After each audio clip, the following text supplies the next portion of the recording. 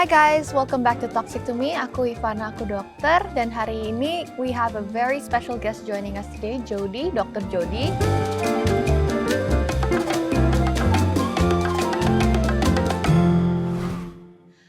Salah satu sahabat saya selama 6 tahun ya kita sekolah kedokteran bareng-bareng.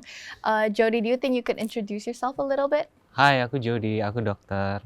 Dan aku dan Ivana kita sih bareng kuliah ya. Kuliahnya bareng ya? Iya. Kuliahnya bareng, prekliniknya bareng, koasnya bareng. Semuanya bareng. Semuanya bareng. Okay. Well, basically today I have Jody joining me today because hari ini kita mau ngomongin tentang medical school. Yeah. Right? Basically, medical school and the mental strains of it. Selama kita sekolah kedokteran itu apa aja suka dukanya. And then kita juga mau ngomongin the differences between medical school di Indonesia dan juga di luar negeri. Emang bedanya apa aja sih? I don't know if you felt this way, but I for sure did. Which is medical school is super long, kayak lama banget. It's an arduous journey. Terus kayak when you think you're done, suddenly you're never done. You know what I mean? Yeah. You're constantly learning, you're constantly studying. Terus juga kayak ya perjalanannya nggak pernah selesai gitu. Yeah. What are your thoughts on that?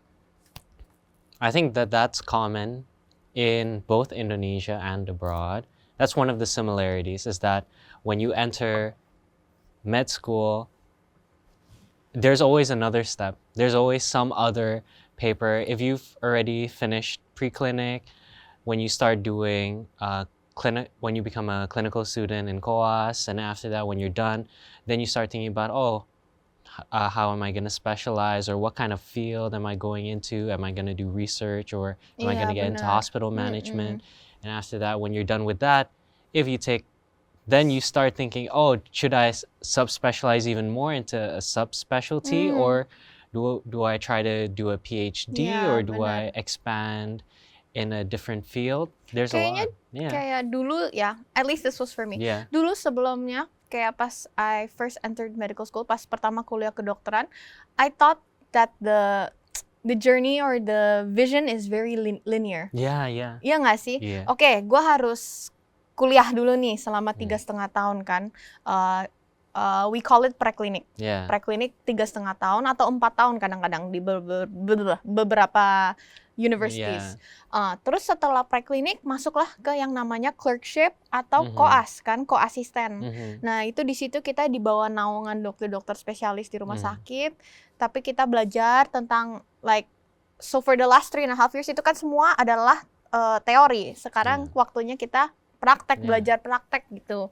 Tapi at the same time itu kan juga masih terikat sama institusi. Jadi misalnya aku dari universitas A, I'm still tied to universitas A gitu kan. Terus selama koas harus ngelewatin kayak berbagai stase kan. Stase pediatri atau anak, stase THT, mata, penyakit dalam, pokoknya banyak banget lah. And itu juga makan waktu 2 tahun. 2 tahun kalau lancar ya guys. Kalau nggak ada remedial, nggak ada pengulangan, nggak ada masalah, itu 2 tahun. Nah, after that pun, kalau di Indonesia, kalau kita mau bisa praktek menggunakan gelar dokter kita dan praktek sebagai dokter umum, ada yang namanya internship. Tapi sebenarnya internship itu lebih kayak penempatan dan pengabdian nggak sih? You serve your community and your country, and kerjaannya tuh udah dibawa Kemenkes, ya kan? Udah bukan lagi terkait dengan institusi universitas, tapi sekarang udah dibawa Kemenkes itu selama 1 tahun, right? Nah itu pun juga berat ya ngejalaninnya. And then after that masih ada lagi kalau mau sekolah spesialis. Nah sekolah spesialis itu pun susah kan masuknya, Jody? Iya, sangat susah sih. Because one of the things that is unique in Indonesia is that a lot of it is university based. Jadi kalau di Indonesia tuh biasanya daftarnya ke universitas belakangan ini sih udah mulai Shifting ngomongin, ya, hospital iya. based. Tapi kalau di luar sih kebanyakan negara memang hospital based. Jadi penempatannya itu bukan berdasarkan universitas tapi langsung ke rumah sakitnya. Iya benar. Oke. Iya, and I think juga kayak kalau di sini ya masuk spesialis tuh susah banget, bukan cuman apa ya, bukan cuman perkara pinter apa enggak ya. Iya. But there's a lot of politics behind it. Mhm. Politiknya banyak banget. Ada orang dalam nggak? Terus misalnya perlu surat rekomendasi. Belum lagi I'm- syarat lain. Banyak banget syarat-syaratnya. Ya, Jody kan ada rencana untuk sekolah spesialis nih. Mungkin kan udah ada baca-baca dikit tuh syarat-syarat buat ini apa aja gitu. Iya. Boleh cerita nggak? Because aku kan nggak mau spesialis. Iya guys, jadi aku udah lulus, aku udah ngerjain internship, aku udah koas internship apa segala semua selesai. Aku memilih untuk masuk ke bidang kecantikan. Tapi a lot of people choose to go into spesialis gitu kan. Terus dari spesialis pun masih bisa sekolah lagi subspesialis, Iya, iya kan? benar. Contohnya kalau misalnya apa ya, spesialis ortopedi gitu misalnya, subspesialisnya bisa foot and ankle, Iya. atau subspesialisnya bisa spine, jadi lebih menjurus lagi kan. Iya. Nah, ya itu, Jody kan emang ada rencana untuk sekolah spesialis. Mungkin udah baca-baca syaratnya apa aja, bisa sharing nggak? Iya, jadi di Indonesia tuh setiap bidang, bahkan setiap universitas itu bisa punya syarat-syarat sendiri. Jadi ada beberapa yang memang mungkin ada syaratnya di spesialis A yang bukan ada di spesialis B. Kayak ada beberapa yang minta, oh kalau misalnya mau masuk harus kerja setahun, di luar internship yang tadi penempatan pengabdian itu. Jadi setelah internship pun harus ada pengalaman klinis, Iya. kerja di rumah sakit sebagai dokter umum, jaga IGD, jaga bangsal gitu, Iya. at least 1 year, minimal 1 tahun. Oke, terus ada lagi nggak? Dan ada beberapa universitas di Indonesia yang memang ada batas usia, kayak batas 35 tahun. Kalau udah lewat usia 35 tahun, udah nggak bisa daftar lagi. Dan itu cukup beda sama di luar negeri, di mana ya yang penting orangnya cukup pintar, orangnya ada tenaga, ya udah masuk aja. Tapi di Indonesia I didn't know kalau di luar negeri tuh nggak ada batas usia. Iya. Oh, Iya. okay. Ya, terus gue juga inget ya kemarin-kemarin tuh, I think someone also mentioned kayak the process of specialization abroad is a little different daripada di Indonesia. Iya. Katanya kalau nggak salah, kalau di abroad lebih lama lagi sih sebenarnya, because they have to do pre-med. Iya. Pre-med ya, jadi kayak selama S1-nya tuh bukan langsung kedokteran, tapi S1-nya itu harus ngambil jurusan lain yang terkait dengan kedokteran gitu ya. Contohnya kayak biology atau ya banyak sih sebenarnya ya pilihan-pilihannya. Tapi itu namanya pre-med ya. Jadi selama 4 tahun, 3-4 tahun itu harus kuliah dulu jurusan lain. Abis pre-med baru boleh masuk medical school. Medical school tuh berarti ya ibaratnya kayak S2-nya gitu ya. Tapi abis masuk medical school, that's another 5 years? Well, it really depends. But yes, roughly it is around 5 years. 5 to 6 years ya. Nah, 5 tahun lagi, 6 tahun lagi sekolah. Terus abis itu, I don't think kalau di luar negeri tuh mereka punya yang namanya koas. Right? Or clerkship. Mereka namanya langsung internship nggak sih? Yeah, they do internship, yeah. And do you watch Grey's Anatomy? No. But yeah, that's one thing that I think is very different. I think my question is like, setelah medical school in abroad, like di luar negeri, what's the next step? Kalau kita kan setelah preklinik koas. Kalau mereka apa? Kalau mereka sih, mereka kerjain internship yang dimana mereka bisa pilih mau jurusan apa, untuk kemungkinan besar spesialisnya mau kemana. Karena kalau di luar negeri itu udah idenya konsepnya dokter umum itu udah hampir gak ada di kebanyakan negara. Kebanyakan tuh mereka selalu anggap hampir semua dokter itu pasti jadi spesialis. Makanya nggak dipersulitkan, karena saat udah sulitnya itu masuk ke kedokteran. Setelah itu udah masuk, udah lewatin semua, pasti akan jadi spesialis. Mungkin sulit untuk masuk ke bidang yang mereka mau, tapi tapi most ya, likely mereka bakal tetap jadi spesialis gitu ya, ya. Berarti so when like I don't know, I know you don't watch Grey's Anatomy, tapi kan I watch Grey's Anatomy and like they always say, oh, general surgery intern. Like the main Yeah. characters started out as interns. correct. Jadi maksudnya interns tuh bukan sama dengan internship kayak di Indonesia dong ya. Yeah. Maksudnya interns tuh kayak mereka udah selesai medical school, terus sekarang mereka tertarik mau masuk bidang bedah umum gitu kan, Yeah. general surgery. Jadi mereka langsung apply ke hospital menjadi intern di situ. Ya, ya. Gitu ya. And kalau Grey's Anatomy kan itu di Amerika ya. Kalau Amerika dia memang punya sistem sendiri, itu namanya rank based matching kalau nggak salah. Oh. Jadi di sana tuh semua dokter tuh setiap beberapa gelombang akan mendaftar ke beberapa rumah sakit. Mereka akan bilang kayak rumah sakit A, B, C, D, dan mereka juga akan rank spesialisnya yang mereka paling mau dari setiap rumah sakit. Oke. Dan dari situ rumah sakitnya juga akan ngerank setiap pendaftar. Oh. Dan dari situ mereka akan match pakai algoritma. Oh. Jadi pasti kemungkinan besar akan masuk ke spesialisnya. Cumanya Okay. belum Mungkin tentu. bukan yang first choice, tapi mungkin spesialis lain gitu Iya. ya. Itu berdasarkan apa tuh pemilihan? Kan you said rumah sakitnya juga bakal rank pendaftarnya kan, juga bakal di ini. Itu based on what? Like nilai, grades gitu-gitu? Kalau di luar sih berdasarkan ya tentu nilai ya. Tapi selain itu juga ada kerjain research apa aja, paper, penelitian ya, penelitian. dan juga berdasarkan wawancara. Oke, I see. Wawancara. Hmm. Jadi after intern baru lanjut jadi resident kan? Yeah, The rank-based matching thing, it's for Itu- residency. that's for residency. Yeah. Oh, is that so you intern first and then you do that, or before internship pun you already have to do that?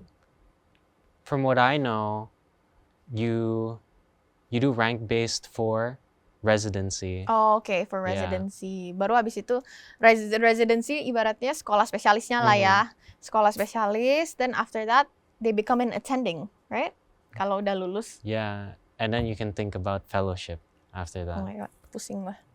Yes, but basically that's the gist of it. Kalau di luar negeri itu agak berbeda ya. Yeah. Tapi what I wanted to bring up juga adalah di luar negeri, do you ever feel kayak perannya dokter umum di luar negeri itu masih sangat ada gitu? Or justru lu ngerasa kayak they're becoming more redundant? Becoming more redundant? Like general practitioners. Because kan tadi you sempat bilang, oh semuanya kan juga bakal jadi spesialis most likely. What does that mean for the role of GPs or general practitioners or dokter umum abroad? In some countries, there is already no more concept of dokter umum. So Oh, a lot of the things that dokter umums do are handled by family medicine physicians. oh spesialisnya itu kedokteran keluarga. Yeah. Oke. Tapi I juga pernah dengar, gue juga pernah dengar nih Jot ya, katanya kayak kalau abroad orang tuh mau berobat.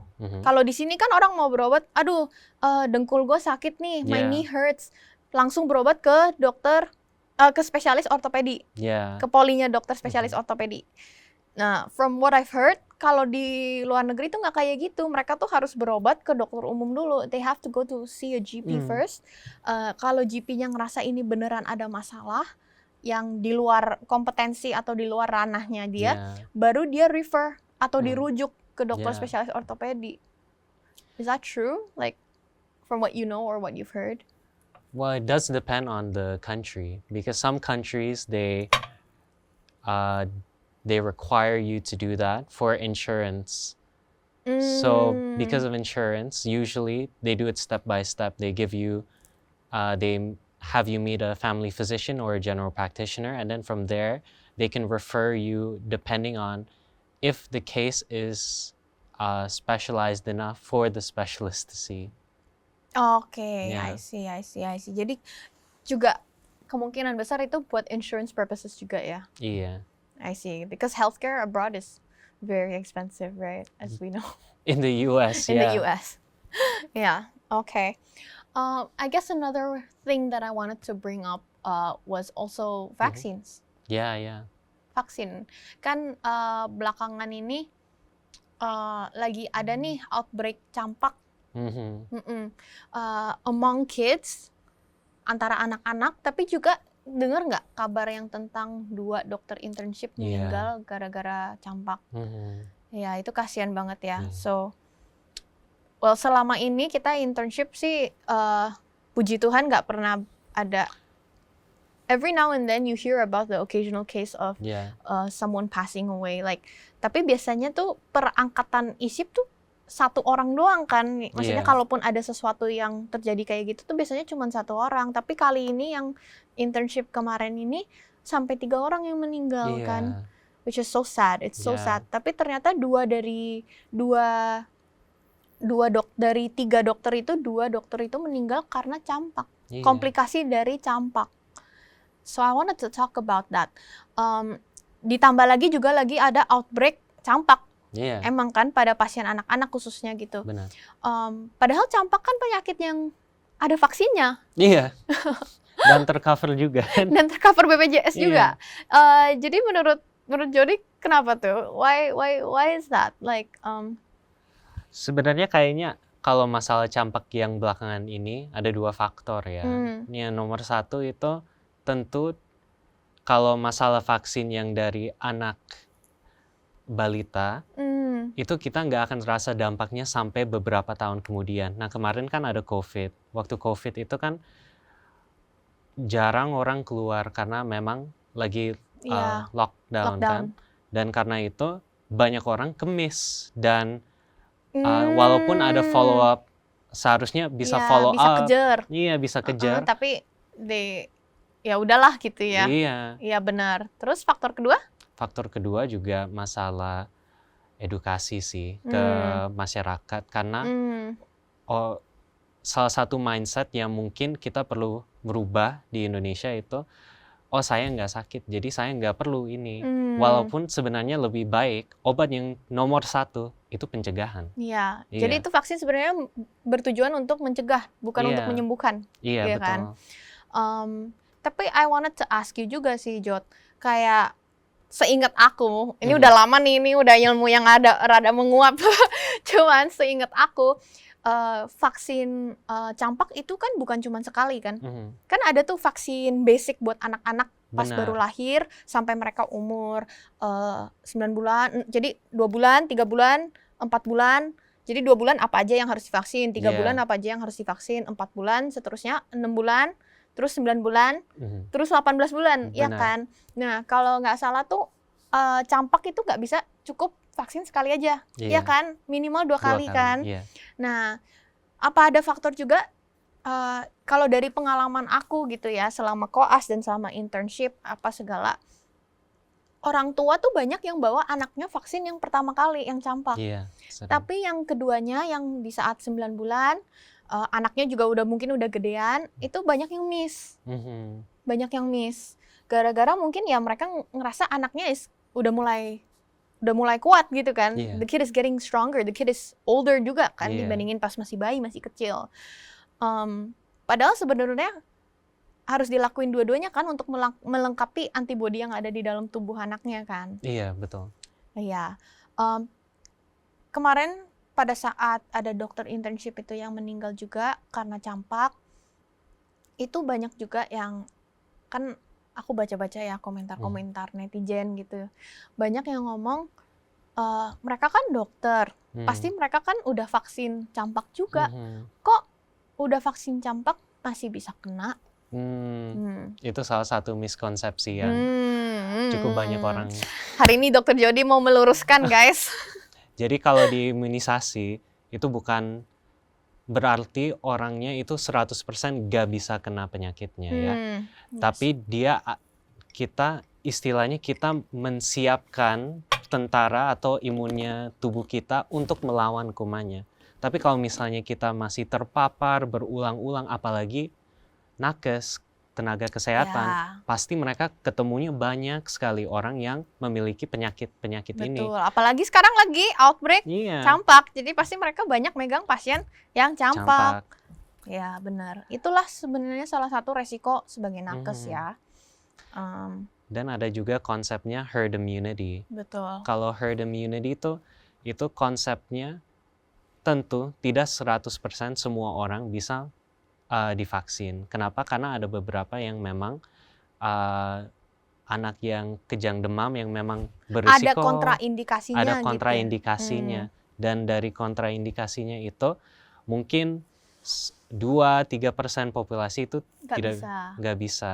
Tapi yang kita tahu dari penelitian di banyak jutaan orang populasinya, kita udah melihat, oh, setiap berapa puluh persen kita ningkatin orangnya di dalam populasi yang sudah divaksin, Itu akan membantu melindungi yang tidak divaksin. benar, Iya betul, kan, yes. gitu. Jadi ibaratnya kalau kita sekarang di ruangan ini bersepuluh gitu. Mhm. Terus ternyata ada 2 orang yang nggak bisa divaksin karena ada kontraindikasi. Tapi Yeah. 8 orang sisanya itu semua udah divaksin. Iya, Kemungkinan itu 2 orang yang nggak divaksin kena juga akan lebih rendah kan? iya, Karena mau ketularan dari siapa gitu kan ibaratnya Benar. kan sisanya semuanya udah divaksin. mhm. Tapi balik lagi bukan berarti vaksin itu berarti nggak bisa kena kan? Iya, Iya. Apalagi kalau untuk penyakit-penyakit tertentu gitu ya, contohnya kayak flu mhm. dan sebagainya itu kan vaksinnya yang sebetulnya seharusnya annual kan, setiap Ya. tahun sekali. Nah, ayo berapa banyak orang yang setiap tahun vaksin gitu, apalagi kalau udah dewasa kayak gini Iya. kan, jujur. Jadi mungkin ada kemis di situ. Mhm. Terus juga ada beberapa penyakit tertentu, this is what I heard. Mhm. Please correct me if I'm wrong. Tapi ada beberapa orang yang ngomong, maksudnya beberapa dosen dulu ya Mhm. pas kuliah yang ngomong katanya ada penyakit-penyakit tertentu yang manifestasinya atau gejalanya itu lebih berat pada dewasa daripada anak. Contohnya cacar. Yes, cacar air. Katanya kalau chickenpox atau cacar air Mhm. itu kalau kena di anak-anak manifestasi klinisnya atau gejalanya itu nggak seberat kalau misalnya dewasa yang belum pernah divaksin kena. Iya, Iya kan? iya. Ya, is that applicable to campak, to measles? No, for measles, one of the things that we are so worried about is that in measles, there is this thing called immune amnesia. Nah, kalau di campak itu, dia salah satu penyakit yang unik karena dia bisa target namanya sel memori kita. Ya intinya itu database di sistem imun kita untuk mengingat, oh ini penyakit ini, senjatanya perlu ini.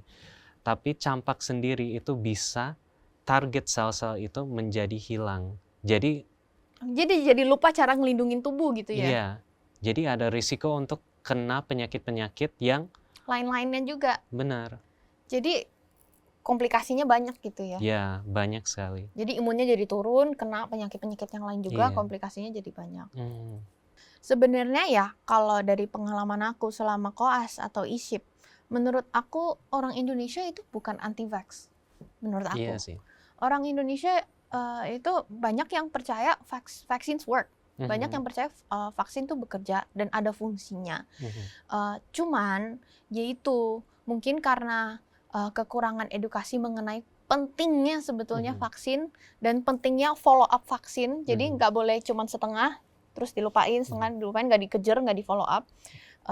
Nah banyak orang tuh yang miss tentang itu. Edukasi mengenai itu tuh masih agak rendah menurut aku.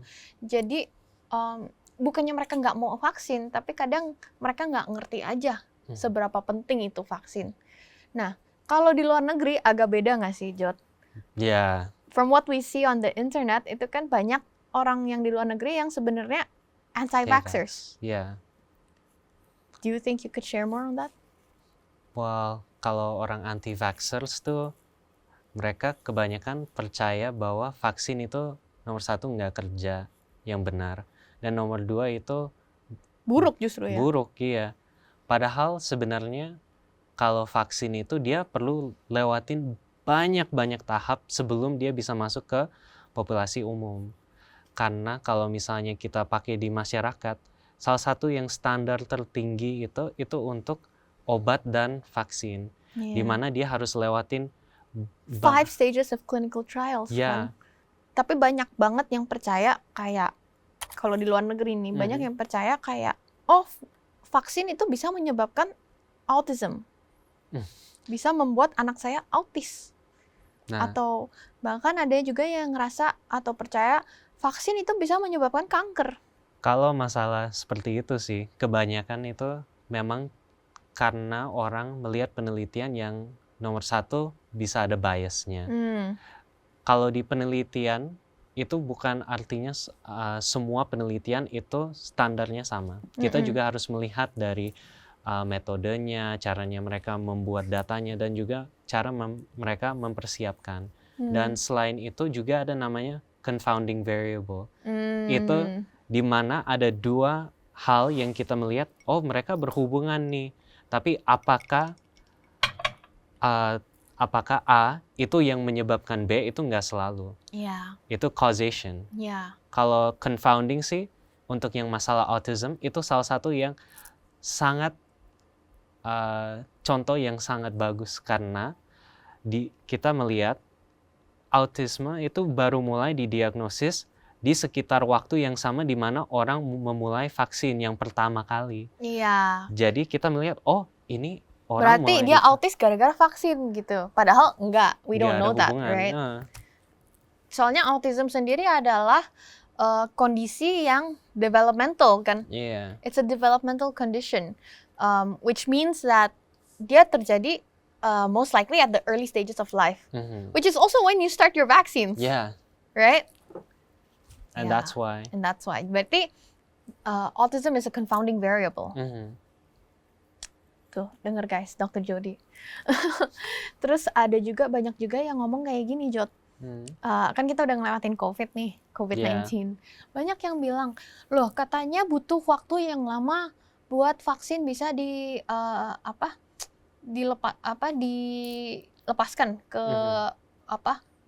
publik, ke masyarakat katanya, ke masyarakat luas. Katanya butuh waktu yang lama, butuh various stages of clinical trials, butuh banyak penelitian dulu yang bisa makan waktu bertahun-tahun.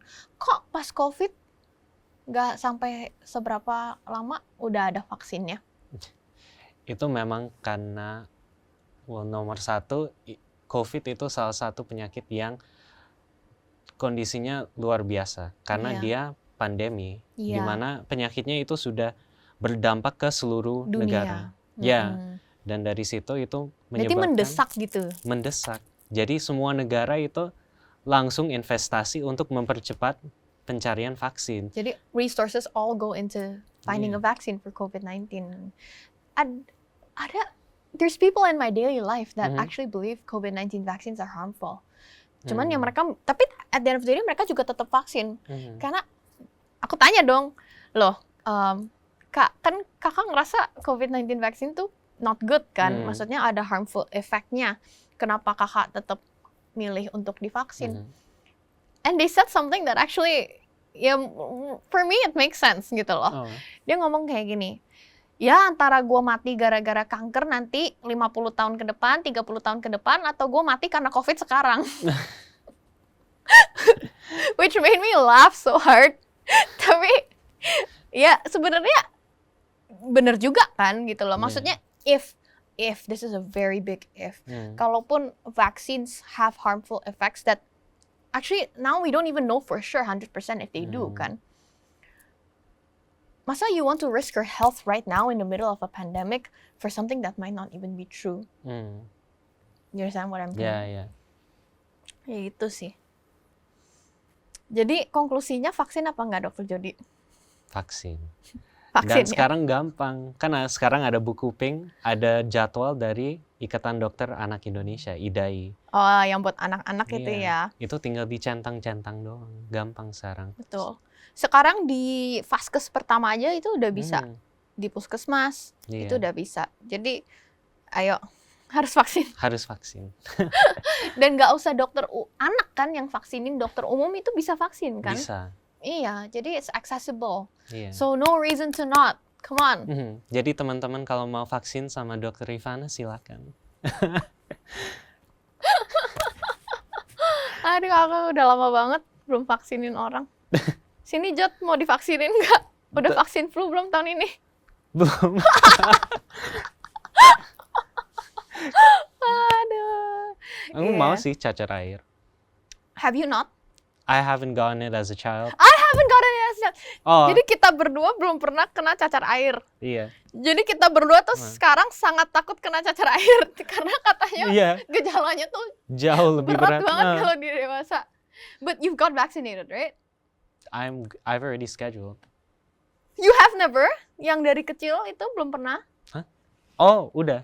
Udah kan? Ya, udah. Ini kayak boosternya gitu kan? Ya. Yeah. Please get it because I also have not gotten chickenpox and I'm so scared.